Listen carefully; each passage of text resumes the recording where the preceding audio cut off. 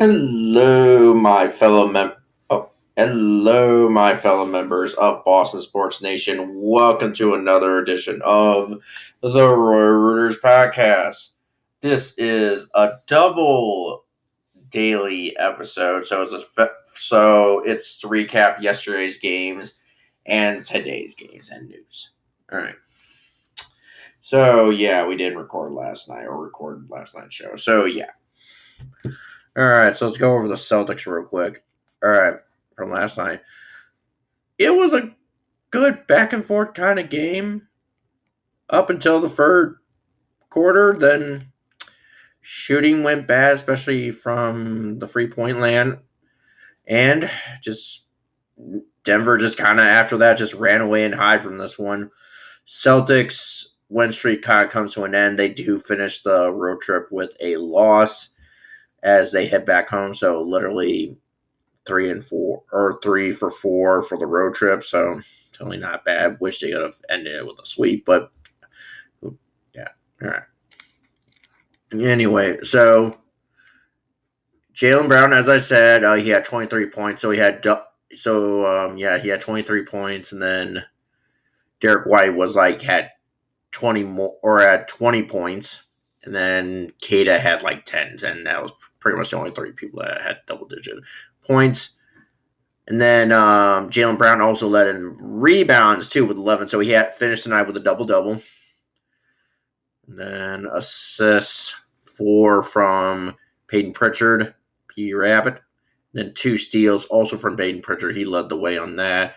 And then it's tied between blocks between Jaylen Brown and Derek White with 3. All right. Yeah, 29 out of 83. From field goal range, 34.9. 12 out of 43 from 12 out of 43 from field goal range, 27.9. 14 out of 18 from free throws. All right, so I missed 4 out of those, 77.8%. Man, 20 personal fouls. Oof. Yeah. 13 turnovers. 39 off defensive rebounds. Yeah, not too much to go over. Just shooting bad, especially literally in the first literally in the second half. They basically Denver kind of it was someone as I said, back and forth kind of game. You thought okay, maybe the Celtics might squeak out one here, but after the Nuggets went on the run, we stopped shooting. Then basically it just game kind of fell apart afterwards. So yeah. All right, so 30 and 20 is our record, which that still puts us second in the Eastern Conference right now. Right behind us by 2 games is the New York Knicks, and then leading the way in the Eastern Conference is the Detroit Pistons again. 11 straight from the Spurs, really still the hottest team right now. Nice. Kind of cool to see that. 11 straight from the Bulls. Man, they really want that pick.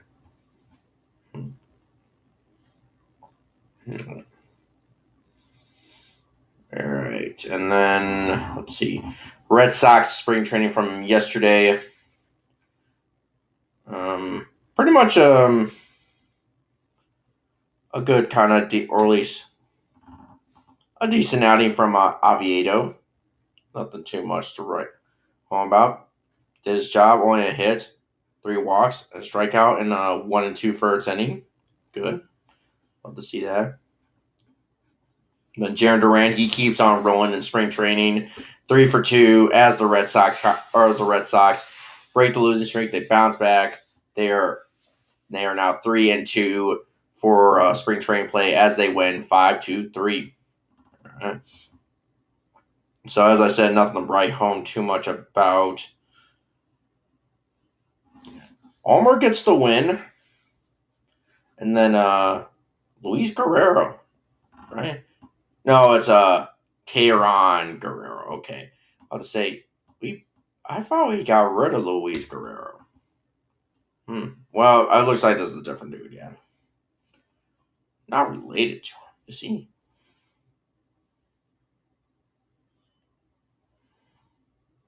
Oh, no. Oh, wait, this is today's game.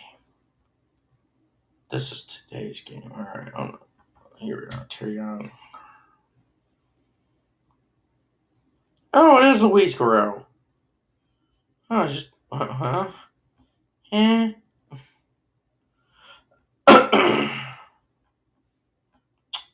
Okay. I'm not sure if this is really. So.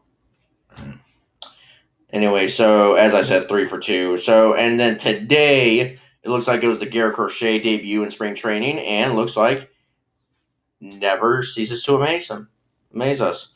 2 innings and only a hit and a walk for our Chapman got into relief, huh? Really? And yeah, donate on that. Then Tolley got some innings, but he got kind of rocked in this one. Oof. 2 runs, all of them earned. Oof. 3 hits. Oh my, gotta work on something there. Yeah. Yeah, and then but for the most part, Red Sox offense in this one. So literally another day from hold on, Caleb Durbin was 1 for 2 in this one, so he had a pretty good day in this one. 2 hits for Trevor Story, so nice. So yeah, multi-hit game, and the Red Sox, as I said, win this game 7-5, 4-2. So right back at home against the Tampa Bay Rays, nice. Weiser gets the win. Uh-huh. Yeah. So 4-2 in Grapefruit League play. Right. And as I said, they play again tomorrow. Yeah. Yeah, just 1 game tomorrow. All right. We won't jump too ahead just yet. Let's talk about the Bruins. So they have reopened play after the Winter Olympics, and they have never really ceased to amaze us. They keep on winning, especially at home. This is their 10th straight win in a row at home. The Garden has not felt so more alive as the Bruins open up the second half with a 4-2 victory against the Columbus Blue Jackets. Cue the standouts. All right. First period, here we go. So Columbus got on the board first on a Karel Marchenko goal to make it 1-0 Columbus, 4 minutes and 32 seconds into the first period. And then Victor Arvidsson with his 15th goal of the season tied it up or got it leveled at 1-1, 15 minutes and 51 seconds into the period. And then Jonathan Aspro came in with the assist with 6. All right. Then the second period started, and then Morgan Geekie on a power play goal and his 33rd goal of the season puts the Bruins out in front with a 2-1 lead. 6 minutes and 44 seconds into the second period on an assist from David Pastrnak, his 50th, and Elias Lindholm with his 27th. All right. Then in the third period, Sean Corelli got his 5th goal of the season. 11 minutes and 15 seconds into the third period to make it 3-1 Boston. Thanks on a assist from Tanner Jeannot, his 15th of the season.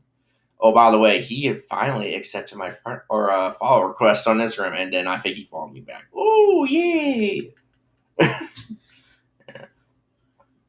then Adam Fantelli, he basically keeps it a 1-goal game as he puts the Blue Jackets within 1 on a goal, 13 minutes and 45 seconds into the third period. So literally time winding down, 3-2.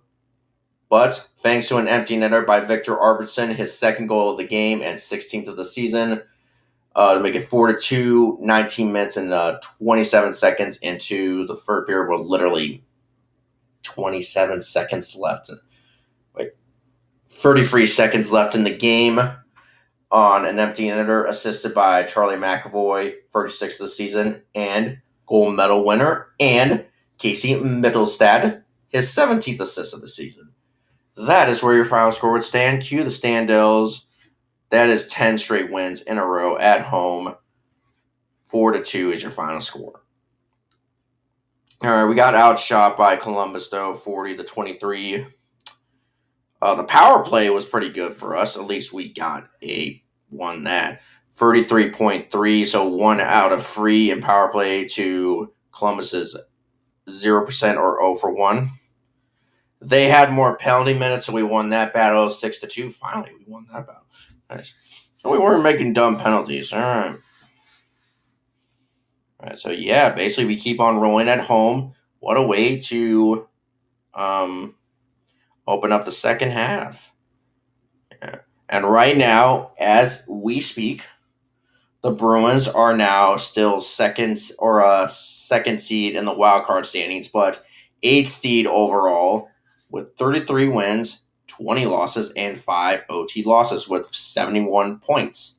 Behind the Buffalo Sabres, who are 1 loss less than we are and with 72 points. Yeah. All right. And then leading the division right now in the Atlantic is still the Tampa Bay Lightning. I could be wrong. Best team in the Eastern Conference as we speak. But behind them, Colorado just keeps on rolling. 38 wins, 9 losses, and 9 OT losses, and 85 points so far. So literally best team in hockey right now. The worst team. Vancouver Canucks. At least in the Eastern Conference and overall.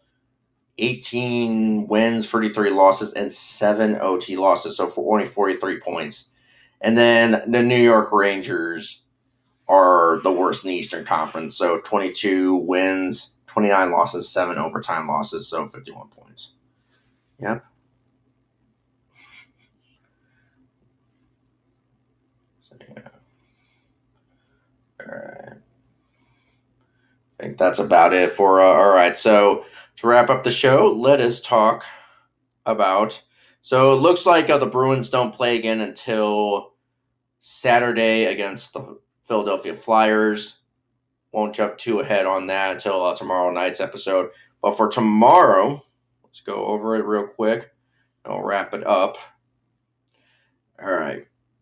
Red Sox, so they continue spring training play. They go to the Atlanta Braves complex or Cool Today Park in Northport.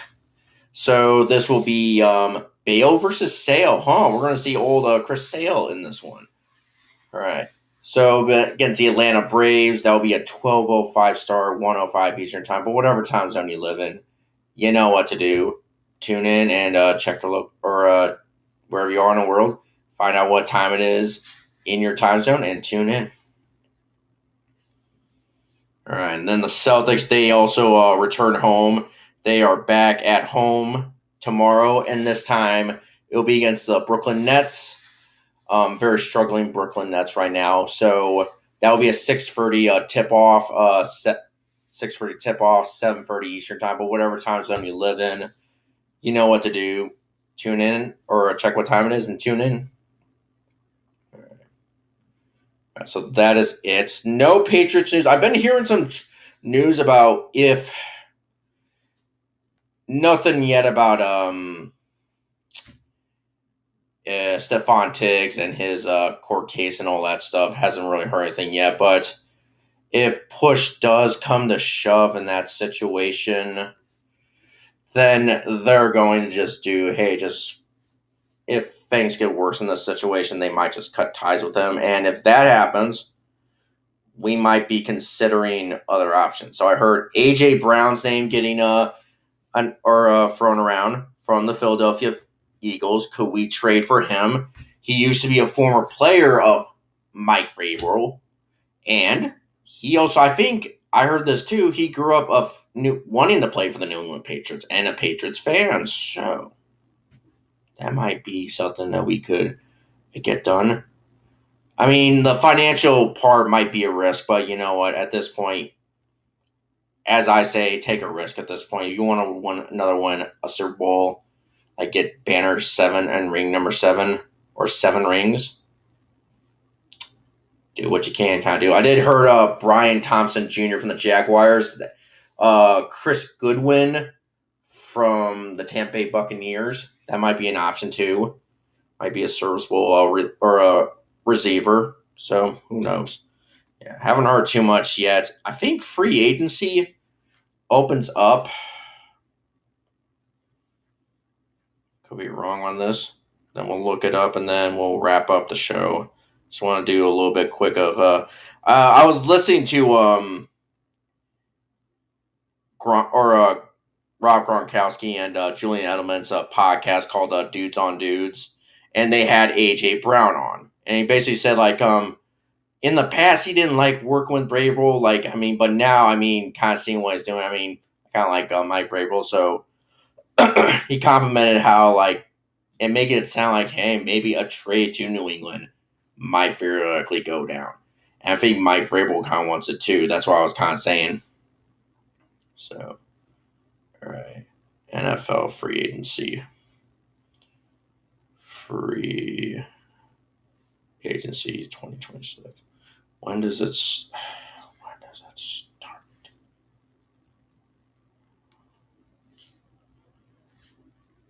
It opens up at 4 p.m. on Wednesday, March the 11th, or 3 p.m. my time. So, yeah. All right. Yeah, officially begins. All right.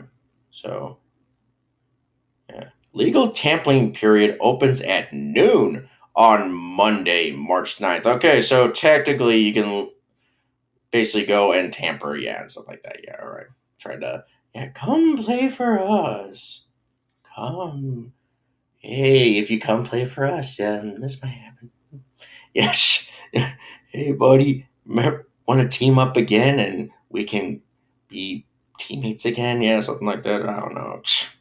I'm butchering the whole scenario. All right, wrap it up. All right.